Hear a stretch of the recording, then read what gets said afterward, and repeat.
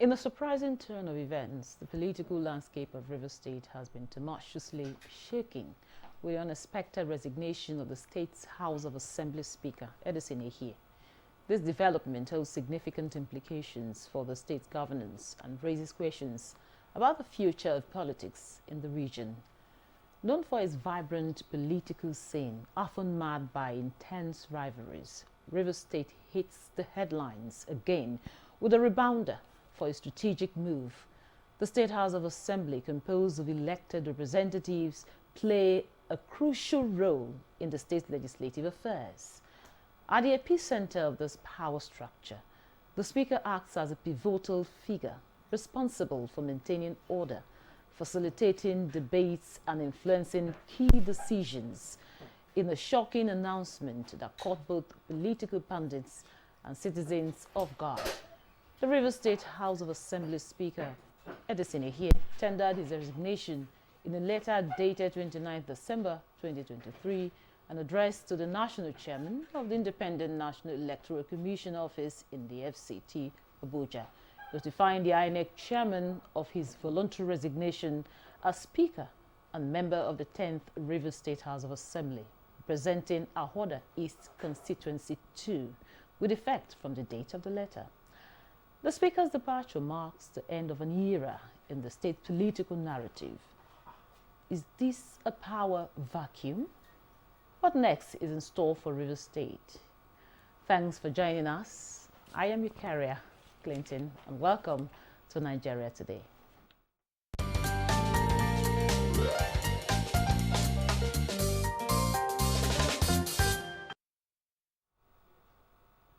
Now, joining us in the studio to analyze and discuss this in-person move in Rivers State politics is Nasara Kogo Umar.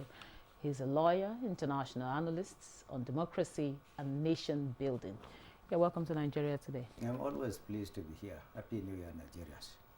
With us also is a distinguished guest who is the editor-in-chief and publisher of the Beam Weekly News Magazine, Port Harcourt, Rivers State, Chief Obi Ndukwe. Welcome to Nigeria Today. Thank you very much. Now, I will start with you, Obi. You understand the political terrain of Rivers State, having been there for quite a while. Tell us, what does it feel like with this resignation? Although he's a factional Speaker of the Rivers State House of Assembly, tell us, what is the resignation like? This sudden resignation, what does it feel like, within that state right now? Well, the sudden resignation of the factional speaker, I'm sure it came to everyone as a surprise. We were not expecting that. We had hoped that with the resolutions and then the acceptance of the governor to abide by the peace deal they had with the president, maybe things would have just taken shape naturally. Probably they go to court, withdraw some of the cases, all the cases and all that. But for him to have tendered his resignation, well, some school of thought say he is not the speaker, he's not recognized. Why? Some school of thought say, well, since there was a valid court order pronouncing him as the speaker, and as long as that order has not been vacated, then it means in the eyes of the law, he is the speaker. But the law sometimes may be different from the political aspect of the whole thing. The Martins Amehule, who is leading about 27 others, was the one that was actually elected before the crisis snowballed into something else. So for the speaker, for Edison Ehie to have tendered his resignation, many people think it's all because of the peace process. But if you look deeper, it goes beyond. It's like it's opening another vista of political crisis and going to set the tone for a new conversation in the polity. Why? Because saying that he was the speaker and writing to INEC means that the speaker is no longer there. And when the speaker is not there, what does the Constitution say will be the next thing to do? So it's creating a vacuum. But again, I just want to remind you that even the Ametins Amehule-led speaker, the one that even the governor recognized at the state banquet that's held yesterday night, it was there. It was boldly written, and the the clerk of the House had actually issued a statement today saying that that letter by Edison Ehe was fraudulent because he was never elected as the Speaker. So it's going to, we are looking at the issues, it's a developing story. We want to see what's going to happen in the next couple of days. But I think that it's all part of the process to, for them to resolve the issues. Also, as he's a strong supporter of the governor of Abuja. Now, Menasara, with the, like she rightly said, it came to some people as a shock, his voluntary resignation. Now, how do you perceive this resignation? Well, in all honesty, it didn't reach me as a shock. Going by the political trajectory of the squabbles going on in River State over the first 1-2 months, one will not be surprised, really. Even the attempted panacea that His Excellency President Tinubu wanted to evolve, at the end of it, it was not all Uhuru, because some real powerful statesmen in the state really kicked against it. And they said that that one was like a death sentence if they should accept that this thing. You know, the whole thing is a very symbolic manifestation of the character of an average politician.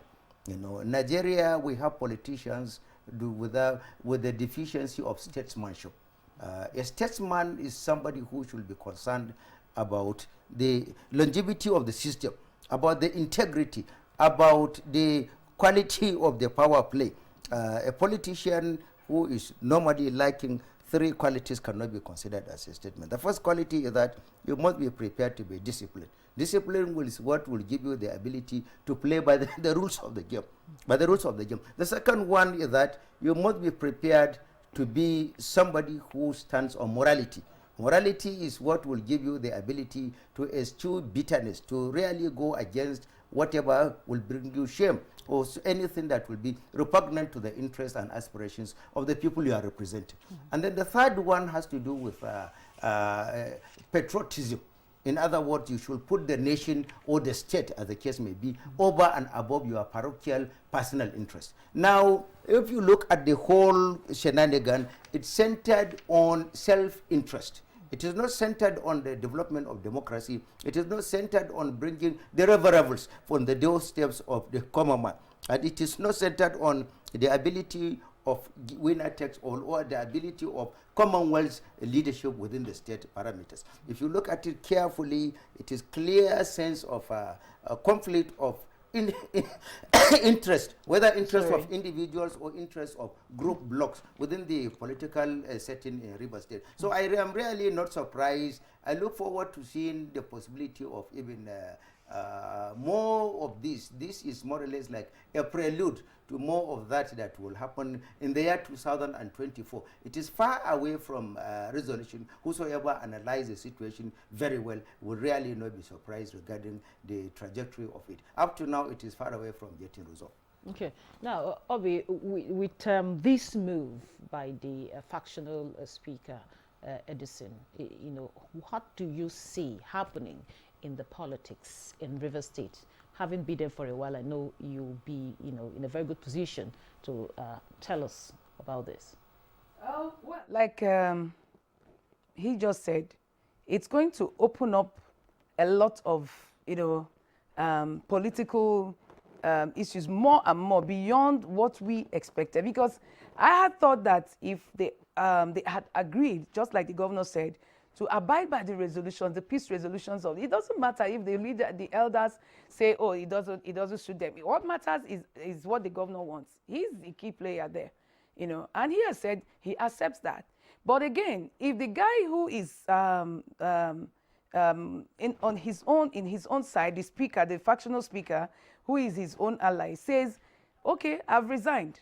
Like I said, there are 2 approaches. One, was he resigning because I want to abide by the peace process? There were no legalistic stuff in that resolution. It was just all about go and do this, and they accepted they would do. And so if the guy says, I am done with this, I want to move on, fine. But again, like I said, there is a court order, a subsisting court order, which has not been vacated. The matter was, I think, adjourned to sometime in January. And so what it means is that they still need to go to court, and he will need to go to court, either withdraw the matter or the court gives whatever orders they want to give based on his resignation. So now there's some kind of quietness because people don't even know what to expect. Those who were supporting Edison somehow feel that, oh, we didn't see this coming. He didn't explain to us. I mean, they are kind of shocked and disappointed because with the support they got from some of the people, the elders and all that, people expected that they would fight headlong. But I don't see the governor prepared to fight. Maybe he has also weighed it and seen that if he continues with this fight, it may consume him. So he decided, well, let's put this in that. And how does he go about it?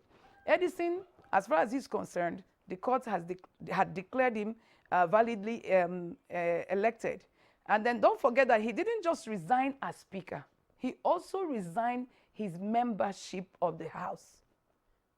That's enough for us to know that this guy is done with whatever that has to do with the assembly. But like I said, it must go through the right process since there was a court order. And so that court order is what we want to see, how they are going to handle.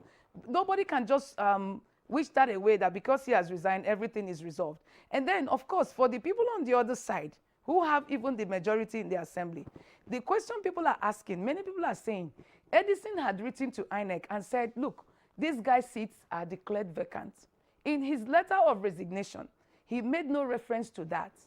He didn't withdraw the letter he wrote. Does it mean that because he has resigned, that letter is no longer valid?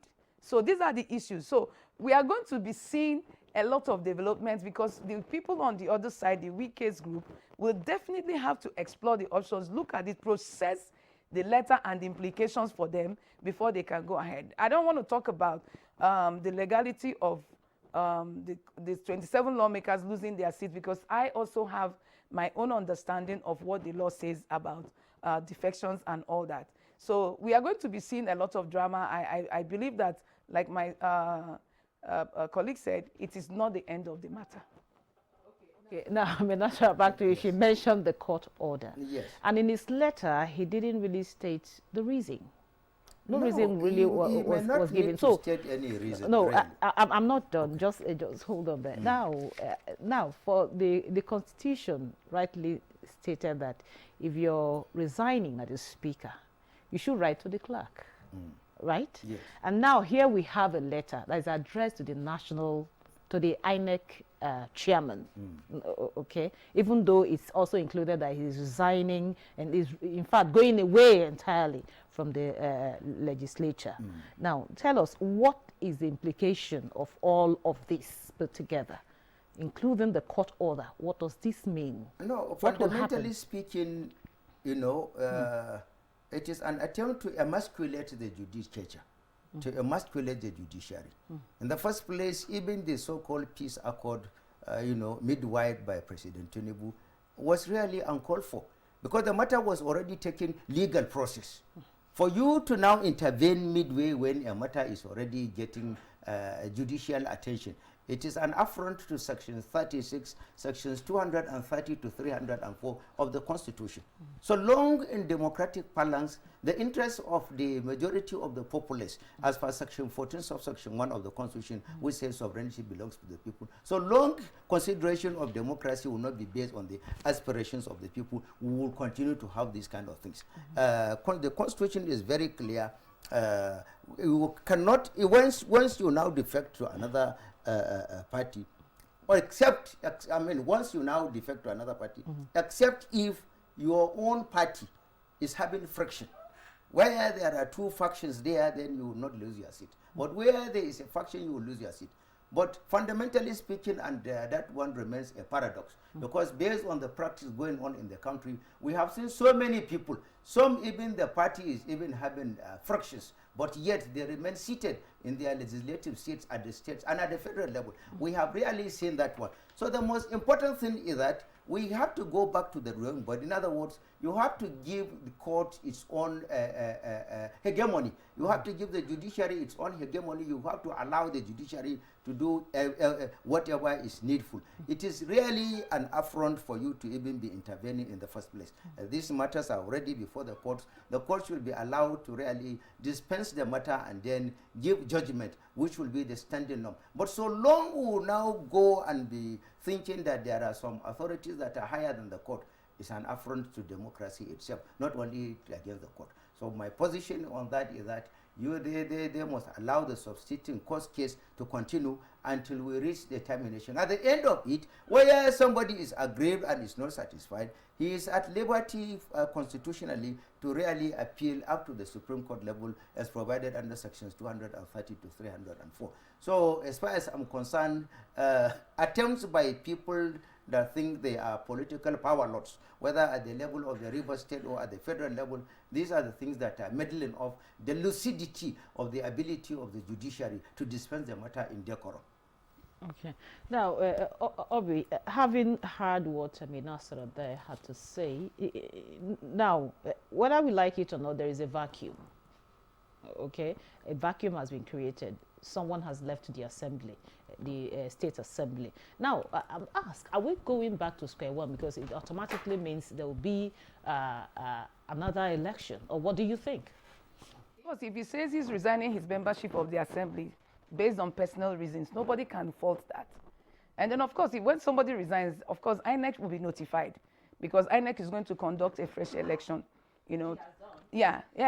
Yes, with the letter. So even those who are talking about the clerk, writing the clerk, of course, yes, he will write the clerk, but he also needs to notify INEC because INEC is the authority that will conduct a fresh election for his replacement. And then, like my colleague said, when a matter is in court, Edison Ehe filed a suit in his capacity as a speaker and as a member of Rivers State House of Assembly. Now, while the matter is still subsisting, before even the substantive suit is heard, he decides that he is resigning. He's no longer interested. There is a party that sponsored you, and there is a position you're occupying.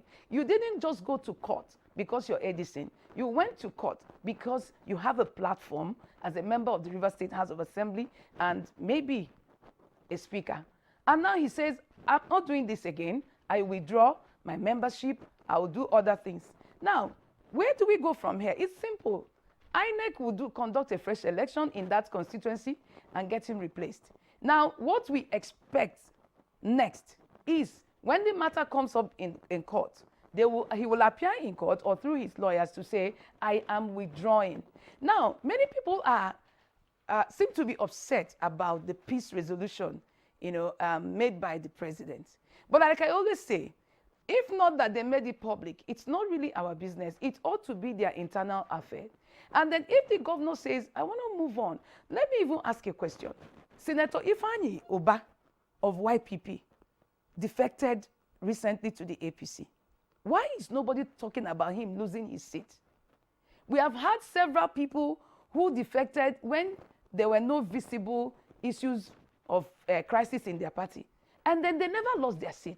Now, why is the case of Rivers very important to everybody? Why is everybody interested in Rivers? I think it just goes even beyond the democracy and beyond internal party, strengthening the internal party, democracy of internal parties. The reason why a senator will defect, and nobody's talking about it, but a lawmaker at the state assembly, don't forget that the Senate is higher in hierarchy. And then a lawmaker or lawmakers in the state assembly now defect. It is for the courts, not for us, to determine and decide whether they are abiding by section 109 subsection G of the Constitution. And what does it say? It says you can only defect if there's a division. Who will interpret that division? We have been following events before the election, before the general elections, when 5 governors of the PDP pulled out and refused to support the candidate of their party, Atiku Abubakar. They opted for Tinubu. They made it open. It was clear. There were issues. And those issues have not been resolved. And even till now, PDP is still not able to even suspend or expel Nyeso Wike, the minister for FCT. And not just Wike. And like I said, there were 5. So we shouldn't even be dwelling on Wike alone. If they are going to wield the big stick, it has to be the 5 of them. And then what it means is that for people to be suspended or expelled, and these are leaders at that level, it means that there is crisis in that party. There's no 2 ways about it. We can't pretend that there are no issues. Now, when a party when leaders decide to do anti-party publicly, and they are proud about it, and then one of them has been appointed and maybe some others, then what explanation again do we need to give? The guys that defected, the lawmakers that defected are they see Wike as the leader of the PDP in the party. And I'm sure the governor has also said it, that Wike remains his boss and his leader.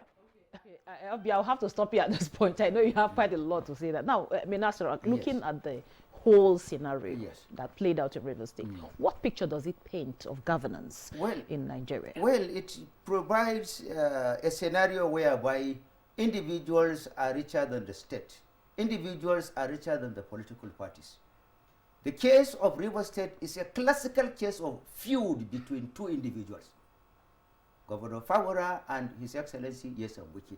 These are the 2 individuals. There is no evidence whatsoever to show that the PDP as a party there has friction in Rivers State.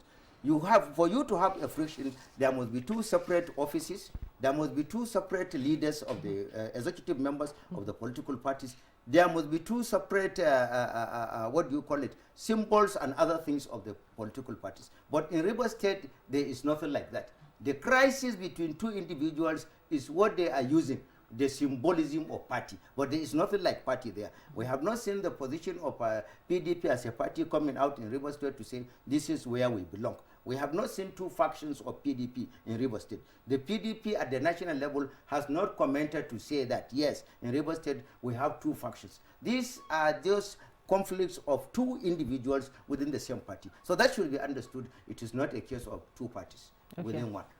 Okay, so Obi, give us your final thoughts. What does this really spell for democracy? Because of course, after the entire crisis, there was a peace agreement, peace resolution that was agreed upon by both parties, which of course is a good thing. And Governor Favora said he will abide by this peace resolution. What does this spell for the democracy in Nigeria? Well, democracy in Nigeria, it has its own definition, if you want me to say that. Democracy in Nigeria is different from what, I think it was General Abacha that said it sometime. He said we have our own type of democracy, and that's what we are seeing. This is not the first time. It's been happening in several states, so Rivers State cannot be singled out. But I think that we are learning every day and hope that someday we'll get it right. But of course, the judiciary has a role to play in strengthening the democracy, because people cannot be doing stuff and running to the courts and then coming to get judgment and say, I am this, I am that. The judiciary needs to help us to strengthen this democracy we are talking about. And until that is done, we will continue to have this crisis, and this is not the first time and may not be the last. Thank you very much. And with that we'll wrap up today's episode of Nigeria Today. I want to thank our guest, Nasser Akugo, a legal practitioner. Thank you so much for your thoughts and your contribution. And of course, Obi Ndukwe. Obi Ndukwe is a member of the PEN. Is of the PEN profession, I'll put it that way. Thank you so much for your time and your contribution. And thank you for being part of the program. Don't forget, Nigeria Today airs weekday at 7:30 p.m. on NTA News 24. You can also watch this episode and other episodes on www.youtube.com/NTA News 24 Hub. Once again, thank you for watching. I am your carrier, Clinton. Goodbye.